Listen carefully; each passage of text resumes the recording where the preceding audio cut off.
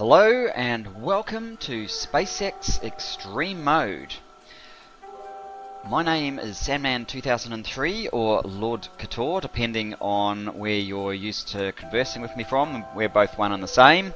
Sandman2003 is an historical name I've used on YouTube, and Lord Kator is of course the mod portal name, and it kind of dates actually back to when I used to play things like EVE Online. That was kind of my tag there, so that's sort of, I was moving away from having numbers in the name. Anyway, obviously I already have a bit of a base here, and I've been playing for a while, in fact quite a while to get to this point. You're not going to get a full-on LP here. You are instead just going to get a bit of an exposition, and I'll show you why in a minute, because what does SpaceX Extreme Mode actually mean? Well, if we go to the options, in the mods, there's now mod settings, and they're listed by the mods. Now this is basically a vanilla game with SpaceX, and as you can see there's no other mods, or at least no other mods with mod settings. I'll show you, well, I'll go through the other mods in a second, but on SpaceX I can't go through it here because it's fixed at startup. Excuse me. But yeah, you can now change the number of launches required from either Classic, which is the normal number from original SpaceX, which would require a total of 42 launches. You can go to Launch Mania, which is a 5 times multiplier, which would mean that you would need 210 SpaceX launches, or what I've done, which is take the most extreme of all the categories, and with the launches that's a 25 times multiplier, which will mean 25 by 42 or 1,050 launches just to complete the SpaceX challenge. Not mentioning how expensive the components are, which is the next one, production cost. So every single bit of the SpaceX, other than the satellites that you need to launch, multiplied in terms of cost by 16. With the mod settings you can make that anything from 1, which is the classic cost, or 2, 4, 8 or 16. I've gone with maximum on everything. That's hence the extreme mode. And the research cost multiplier I've also gone with 16, which is the maximum the mod's allowing. You can do 1, 2, 4, 8 or 16. I've gone with 16. As the mod author, I can do no less than prove that such a setting is playable, albeit only just. Anyway, so those are the settings. The other mods that I have installed are... do we need to pop out for a moment? Maybe. Oh, there we go. We get it from here, don't we? Auto Deconstruct, Space Mod, and Recursive Blueprints. That's it. Nothing else. That's all you need. Basically a vanilla game. Auto Deconstruct will just save a lot of manually pulling down miners and so on. And Recursive Blueprints seems like a good idea. I haven't as yet actually employed it, but I have a feeling we're probably going to need it. And as you can see, I've been playing for quite a while. Anyway, let's resume our game. I'll give you a quick tour here. It looks like iron is kind of dying again. So this is kind of a, it's not as tidy as, but it's kind of, I guess, Colonel Will inspired setup. We used to have, I'll go to the map view. We used to have a huge iron deposit here. As you can see, like I'm talking 10, 12 million. As you can see, it's almost nothing now. This is where we started. We respawn here. I'm playing on land mode, so if I die I will come back here. This is our initial oil field and oil processing. 10 stacks by 36 for iron here. Copper, a little bit of stone to brick at the top. A steel stack, which is probably too short, but it's good enough for this little starter base, which is all this is. We have a couple of Colonel Will specials for green circuits. Oh, this is science, basically, this side. Green circuits, we have a make everything built base, make everything. Red circuits, that's probably our Skynet. In fact, we'll go up the, let's pop back up now. Oh, what's going on here? We, oh yeah. I've caused myself some problems here by allowing bots to roam all over the place, and since this is running out, we've got a train that is backing up the supply, but silly robots as they are delivering resources instead of just to here, sort of on the other side of the base, which is a little unfortunate. But again, I'm not that concerned because this is just a starter base and it's largely served its purpose. So yeah, here's our stacks. They not so long ago were full of ore. Copper coming in the other side. Green circuits over here. But because this iron issue probably needs resolving. As I said, a stack of make everything. Over to some nuclear processing. We're not short on nuclear resources. 2.1k of 17k actually in the logistics system for the uranium 235 and 22k of the other. So plenty of processing. A bit of make nukes here. What's the story? Oh, we're low on explosives. Okay, I'll have to check that as well. Reds. As I said, Skynet to this point. Batteries, which that's a little feeble. That's probably because of, oh no, it's got plenty of supply. Why is battery production so feeble? Oh, we're not getting enough. Oh, again, probably because of the iron. Yeah, we're going to have to do something to remedy iron, which is certainly not what I intended for this little episode, but it may well be what we have to do. So, blue circuits, when green is supplied properly, this is pretty close to being able to be supplied. We're building modules here to help us build our mega base, or even more appropriately, you could probably call it a gigabase, because there's no way a simple mega base will suffice for this factory. So, yeah. We're just not getting enough reds because we're not getting enough greens, I think. But this is allowed to go to about 2k.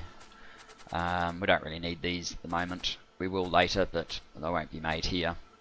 And again, that's interesting. What's going on with that? How did we end up with ones in there? Oh well. Let's get rid of them. So, how many production modules do we have? In fact, let's get rid of the mini-map. Back, resume. Let's edit better. We might be able to see where the modules are. Oh, we've actually got 2k production modules according to that. That's good. Right, that's very good. So they've actually stopped, but these ones haven't. So we're after 2k of each. So yeah, that's our little starter base. Science over here, so that's your yellow, your purple, military, blue. Oh, sorry, that's the purple there. Blue, military, and just do your little red and green. And as you can see, science setup is nothing like what we'll need to actually do SpaceX, although since building the starter base I have been setting things up, and while that's been going on, Space Assembly, which is a mere 48,000 with 2 lots of red and green and 120 cycles, has just been ticking over nicely. Just so you can see how extreme some of this is. The FTL-A is like 4 million. C is 2 million because the more expensive new science packs only the number of cycles SpaceX now requires is are kind of halved for that. The final one, 2 million of all of them, and of course the final drive, which we need to launch 25 times, requires 8,000 of each of the level 3 modules, and if you multiply that by 25, you get 200,000. So we're going to have to build an awful lot of modules in the process of this game, which is great. It will force going beyond comfort zones and building to a scale and to an efficiency that you don't normally need to. So this is our power plant, the coal part. We also have some nuclear, which I'm probably going to rework. I've already reworked it once, I'm going to rework it again. I don't like how it's shaping up, but it's providing most of our power, so that's good. It's just up here. Simple 8 reactors at the moment.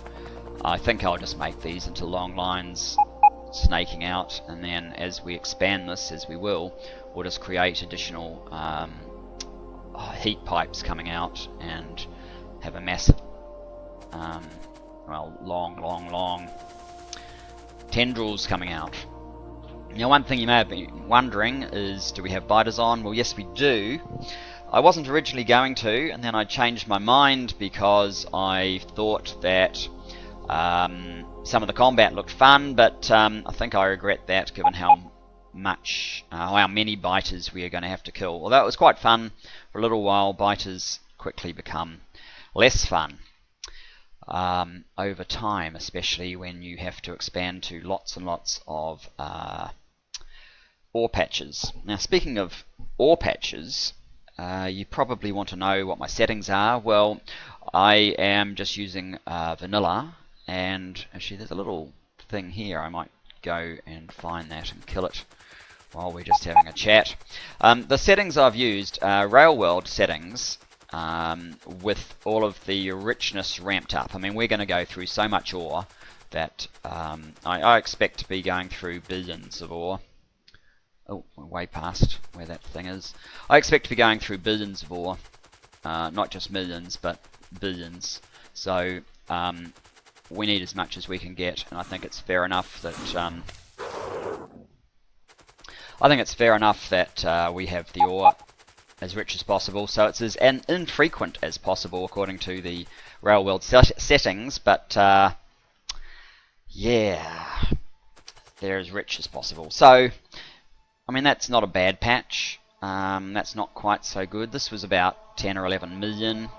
I do have a really good copper over there, 42 million. But, I mean, even at these sorts of rates, if you're going to need a billion plus plates, that's sort of 30, 40 of these ore patches. Some of them aren't quite so good. Stone. I don't really see enough iron. That's my biggest problem at the moment. But anyway, what have we been doing? So we built our starter base, and since that time, and since basically all of this time, we've been working on the Mega/Gigabase, and that kind of brings us down here. So the design that I am starting to go with here is the usual sort of 4 lanes for the getting the ore trains in and out of the Megabase area. A 20 stacker, 383 trains, double header of course. It's the only sensible option for large expansions of lots of outposts. So much easier than these single train systems that some people insist on running with. There's really no option in my eyes. Let's just turn off. So this is the first station network, and I mean, this looks like you're a loop because you're not stopping, but it's basically the middle of a piece of string, if you like. So the outpost is always where the train turns around and comes back. Here, just for throughput's sake, they can move on. So At the moment this is a combined iron, copper and stone station, but I'm expecting at some point to have a completely separate copper one, which might go sort of here, although I hate building over things, and we'll come back to that in a second, because that's sort of like, I hate building over ore patches. I'm not as obsessive as some people, but that's one thing that I really hate. And even with this supposed widespread of ore as a consequence of the whole rail world settings, we yeah, I mean look over here, it's ore. Where's a big patch without ore? They're just, there is no big empty area. So that's why we have this zone here, which is where I'm starting to build the mega base. Still hemmed in a little bit, but all of this area here is actually landfill. And one of my trains is called landfill.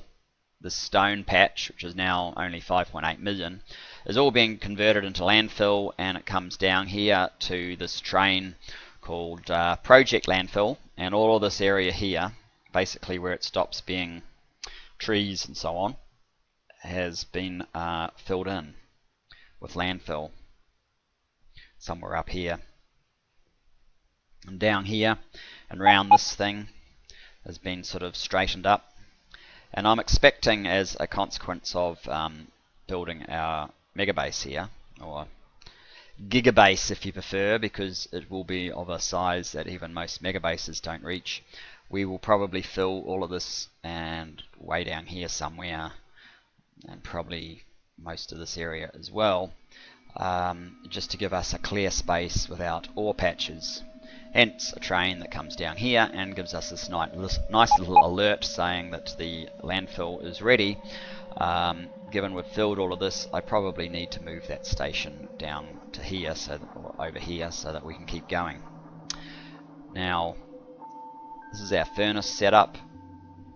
This is green circuits. I'm expecting green circuits to fill something like that. Red circuits, blue circuits. I've done some numbers, but I haven't actually worked out the exact sized area I need for these things, so we'll come back to that. I might try and resolve this iron issue right now, since that seems to be most pressing. And let me just see how long we have been running for. I can't get that information just like that. That's a problem. I might just... Oh, iron's back. No, it's not. Just at the top it is. Alright. So yeah, it's just the robots are being silly and going to the wrong place to store iron. It's not particularly helpful of them at this point. At least so I've got a train, just a minimal train, helping to supply the iron here. Here it comes in.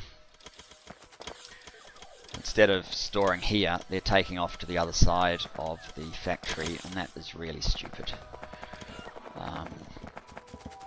Possibly my own fault for allowing the network to be this big, but yeah. Where are you idiots going? Up here? No wonder we're having issues. No, you're going higher than that. You're too exhausted to actually get to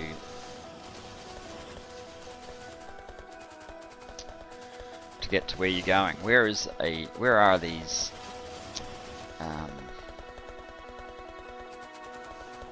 things? I mean, I'm sort of not that concerned, because yeah, well, I don't really need this selection here. It's not actually helping me that much. Where are they going? I know I built... Oh, there's some over here as well.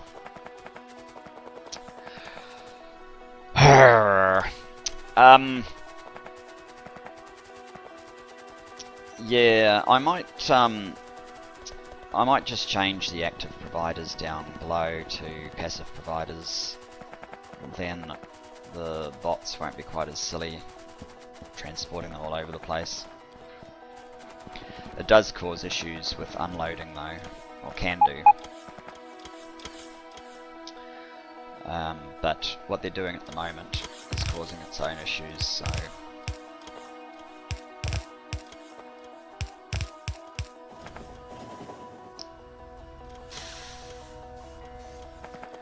let's do that.